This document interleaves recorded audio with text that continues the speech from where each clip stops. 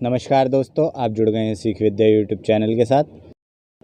आज मैं जो टॉपिक लेके आया हूँ ये बहुत ही इम्पॉर्टेंट है। कॉम्पिटिटिव एग्ज़ाम्स में इससे रिलेटेड क्वेश्चंस पूछ लिए जाते हैं और इस टॉपिक का जो नाम है वो है some important events related to world war and Hitler, यानी कि हिटलर और विश्व युद्ध से जुड़े हुए कुछ इम्पॉर्टेंट इवेंट्स है। इसमें उसकी मैं डेट्स बताऊँगा, उन डेट्स में क्या क्या हुआ और हिटलर के जन्म से लेकर मृत्यु के बीच में क्या क्या इवेंट्स बड़े हुए जो आपको पता होने चाहिए, वो सब इस वीडियो में मैं आज आपको बताऊंगा।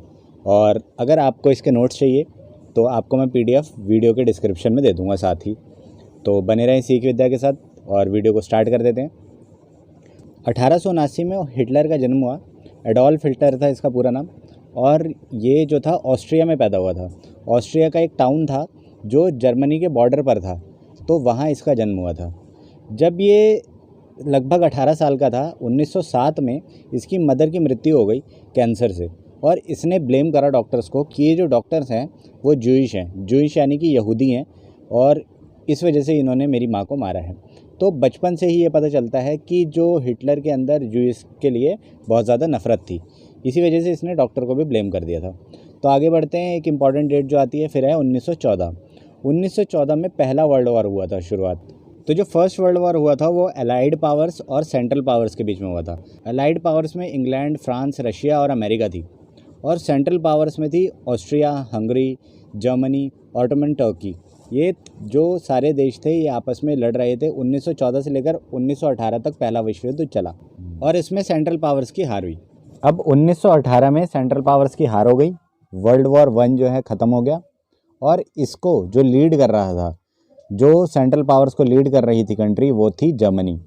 अब अलाइड पावर्स ने जर्मनी को ब्लेम करा इसके लिए कि ये इतना बड़ा वॉर जो हुआ है, इतना सारा नुकसान जो हुआ है वो जर्मनी की वजह से हुआ है। जर्मनी का जो एम्परर था उसने वर्ल्ड वॉर ख़त्म होने के थोड़े दिन बाद रिज़ाइन कर दिया अपनी पोस्ट से, और 1919 में वेमार रिपब्लिक आया, नेशनल असेंबली बनी जर्मनी में, यानी कि अब लोगों को हक दिया गया कि अब आप अपना लीडर खुद चुन सकते हो। तो यहाँ पर जो है जर्मनी अब एक कंट्रोल में आ गया था, यानी कि किसी एक आदमी के भरोसे नहीं था, वो लोग वोट करेंगे और उसी तरह से जर्मनी चलेगा। तो 1919 में ही अब ये बात हुई, ट्रीटी ऑफ वर्सेल्स आया। ट्रीटी ऑफ वर्सेल्स जो थी एक संधि थी, उसमें ये बताया गया था अलाइड पावर्स के द्वारा कि जर्मनी ने ये वॉर बिगेन करा, ये वॉर जो है जर्मनी की वजह से हुआ, और इसको जितना भी नुकसान कंट्रीज़ पे हुआ है, अलाइड कंट्रीज़ को हुआ है और दूसरी भी कंट्रीज़ को जिनको हुआ है, उसकी भरपाई करनी होगी। तो जर्मनी जो है थोड़ी बहुत भरपाई भी कर रही थी उन कंट्रीज़ की, और ख़ुद की हालत तो वैसे ही वॉर हारने के बाद उनकी कमज़ोर हो गई थी। तो इस वजह से जो है ये एक बहुत ही कड़ा कदम उठाया गया था अलाइड पावर्स के द्वारा जर्मनी के ऊपर, और इसी वजह से इकोनॉमी जो थी जर्मनी की वो बहुत ज़्यादा गिरती जा रही थी। तो इस सब के बाद 1920 में हिटलर जो है लीडर बन जाता है एक पार्टी का जिसका नाम होता है नेशनल सोशलिस्ट वर्कर्स पार्टी। ये जर्मन वर्कर्स पार्टी थी, और 1921 में एनएसडीएपी को नाज़ी पार्टी में कन्वर्ट कर दिया गया था, यानी कि नाज़ी पार्टी इसका नाम रख दिया गया था। फिर 1929 आता है, उसमें ग्रेट डिप्रेशन हो जाता है, यानी कि बहुत ही ज़्यादा इकोनॉमी ख़राब हो जाती है। लोगों की हालत ये हो जाती है कि वो नोट भर भर के लेके जाते थे एक ब्रेड ख़रीदने के लिए, तो हालत बहुत ही ख़राब हो जाती है। 1929 की बात है। अब 1930 पर चलते हैं। एनएसडीएपी जो मैंने आपको बताया नाज़ी जो पार्टी है, वो सेकंड लार्जेस्ट पार्टी बन जाती है जर्मनी की। अब सेकंड लार्जेस्ट पार्टी बन चुकी है तो उसका जो लीडर होगा वो बहुत ही स्ट्रांग हो जाएगा, बहुत ही पावरफुल हो जाएगा। तो ऐसे चलते हुए 3 साल बाद क्या होता है, 1933 में हिटलर अपने आप को चांसलर बना देता है जर्मनी का। अब वो चांसलर बन गया तो उसके बाद पावर्स हैं सारी की सारी। अब सारी पावर्स हैं तो वो कुछ भी करे, कौन बोलने वाला है उसे। तो 1933 में ही उसने एक एक्ट पास करा होता है जिसके द्वारा वो डिक्टेटर बन जाता है, खुद को डिक्टेटर घोषित कर देता है 4 साल के लिए। डिक्टेटर का मतलब होता है तानाशाह। तानाशाह मतलब उसी की चलेगी कंट्री में, जो वो बोलेगा वैसे ही लोग फॉलो करेंगे, वही रूल्स बनाएगा। कोई रिपब्लिक नहीं है, कोई आज़ादी नहीं है, लोगों की कुछ नहीं चलेगी, जो डिक्टेटर बोलेगा वही लोग मानेंगे। और लोग हिटलर को इतना मानते थे, उसकी बातों से इतना ज़्यादा वो प्रभावित हो जाते थे कि लोगों ने तो उसको भगवान की तरह पूजना शुरू कर दिया था। जर्मनी में हिटलर की बहुत ही ज़्यादा डिमांड चल रही थी उस समय पर।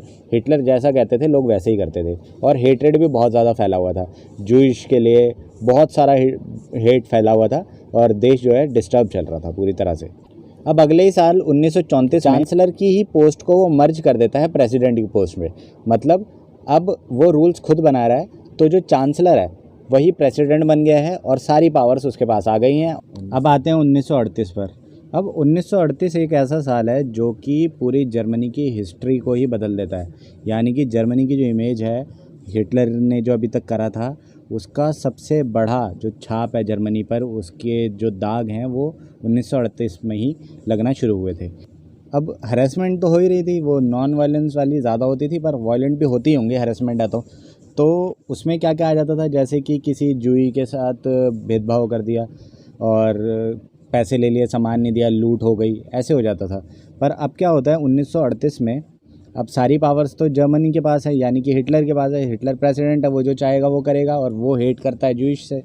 अब अक्टूबर 1938 में क्या होता है कि जर्मनी में रहने वाले पॉलिश जूइश लोग, यानी कि जर्मनी में पोलैंड वाले यहूदी लोग जो थे, उनके साथ इतना ज़्यादा भेदभाव हो रहा होता है। वो क्या करता है हिटलर, उनको एक साथ इकट्ठा करता है 17,000 लोगों को और पोलैंड बॉर्डर पर जाके भेज देता है कि आप अपने देश जाओ तुम वापस।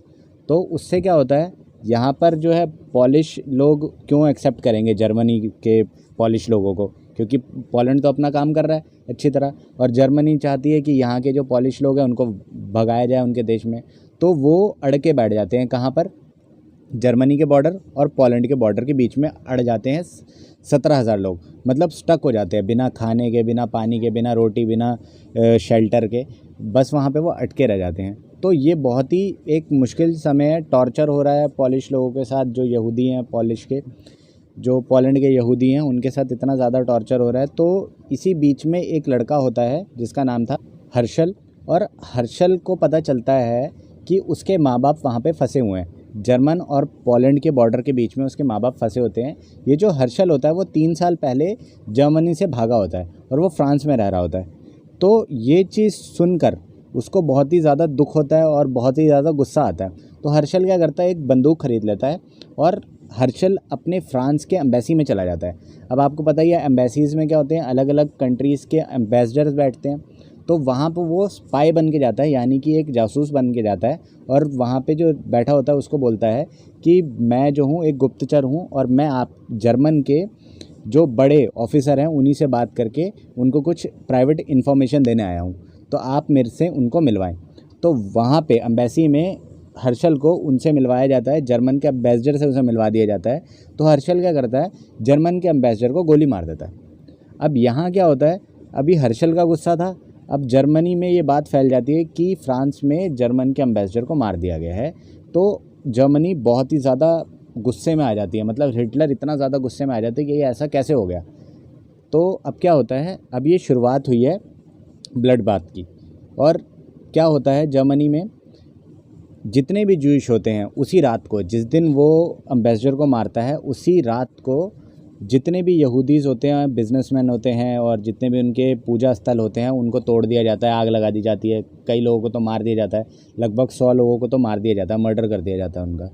तो इस तरह से यहूदियों के साथ इतना ज़्यादा गलत काम होने लग जाता है, बस एक नादानी के कारण। तो उस जो वो इवेंट हुआ, जब इतनी ज़्यादा नफ़रत फैली और इतनी ज़्यादा हिंसा हुई, उस रात को एक नाम दिया गया है जो कि बोला गया है नाइट ऑफ ब्रोकन ग्लासेस। अब ये नाइट ऑफ ब्रोकन ग्लासेस इसलिए कहा गया है क्योंकि जब तोड़फोड़ हुई थी तो देखा, सुबह जब सब देखा गया कि वहाँ तोड़फोड़ में नीचे कुछ ग्लास के पीसेस पड़े हुए हैं, तो इसी वजह से वो ग्लास के पीसेस से ही रिलेट करके उस रात का नाम नाइट ऑफ ब्रोकन ग्लासेस रखा गया। अब क्या होने लगा कि यहूदियों के साथ बहुत ही ज़्यादा गलत सलूक होने लग गया था और सभी देशों को ये पता लगने लग गया था कि यहूदी जर्मनी में रह नहीं सकते। अब उनको आधे से ज़्यादा को तो कॉन्सेंट्रेशन कैंप्स में भेज दिया जाता था, वहाँ पे मरवा दिया जाता था, और बहुत ही हालत इतनी बद से बदतर होती जा रही थी कि वहाँ पे बॉडीज़ कई कई दिन तक पड़ी रहती थी और कोई उनको देखभाल करने वाला नहीं होता था। देश भी तरक्की नहीं कर रहा था, सारे में हेट ही हेट फैल रही थी और इकोनॉमी भी बिल्कुल ख़राब हो चुकी थी। क्यों? क्योंकि जो लीडर था उसका दिमाग ख़राब हो चुका था। तो इस वजह से सारा देश भी बर्बाद हो रहा था और हेट भी बहुत ज़्यादा फैल रही थी। इस कारण क्या होता है, 1 सितंबर 1939 में जर्मनी इन्वेड करती है पोलैंड को।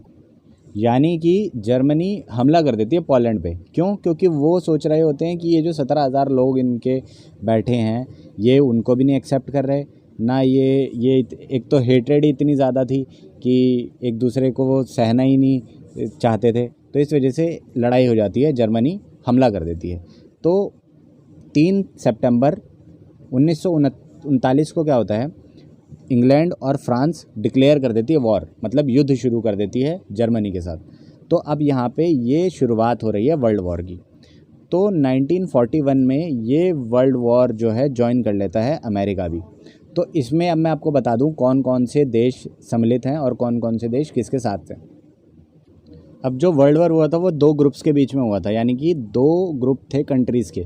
एक तो अलाइड लीडर्स थे और एक थे एक्सिस लीडर। अलाइड आपको बता दूं अलाइड में कौन कौन आता है, रशिया, अमेरिका, इंग्लैंड और फ्रांस थे इसमें, और भी अलग अलग कंट्रीज़ ने इनका साथ दिया था। और एक्सिस में जर्मनी, जापान और इटली थे।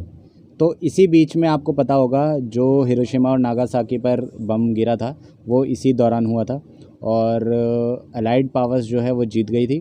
इसके बाद हिटलर को सुसाइड करनी पड़ी, उसने खुद को मार लिया था, उसने खुद को गोली मार ली थी और वो मृत पाया गया था। ये जो गोली मारी गई थी हिटलर के द्वारा खुद को, वो 30 अप्रैल 1945 को मारी गई थी, और 8 मई को 1945 में जर्मनी ने सरेंडर कर दिया था। तो ये थी कहानी जर्मनी की, वर्ल्ड वॉर की। तो मैं आशा करता हूँ आपको कुछ नया सीखने को मिला होगा इसी वीडियो से, और ऐसे ही वीडियोस, इंफॉर्मेटिव वीडियोस आपके लिए लाते रहेंगे हम। आप कमेंट सेक्शन में ज़रूर बताएं हमारे को आपको क्या क्या समझना है, किस टॉपिक को अच्छी तरह समझना है, तो हम वो भी बना देंगे। तो बने रहें सीख विद्या के साथ। मैं आशा करता हूँ आपका दिन अच्छा जाए और स्वस्थ रहें, घर में रहें, मास्क पहनें और सोशल डिस्टेंसिंग को फॉलो करें। धन्यवाद।